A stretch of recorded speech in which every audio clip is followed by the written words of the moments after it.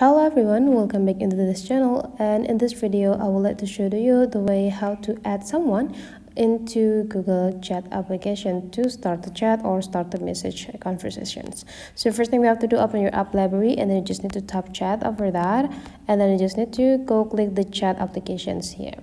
Now, if you want to add someone into the Google Chat, there will be two ways. There will be like this button, or you can also click this create the new rooms or the new chat here. And right after that, you just need to type the email or Gmail address of your friends that you want to invite. So let's say here I would like to invite my friends.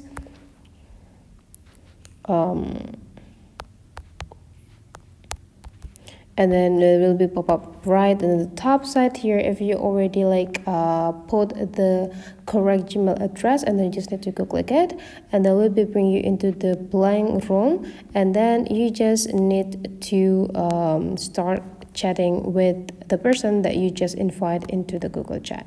So basically that is the way how to add someone on the Google Chat. Hopefully this tutorial is useful for you. Thank you for watching, and I would like to see you for the next tutorial.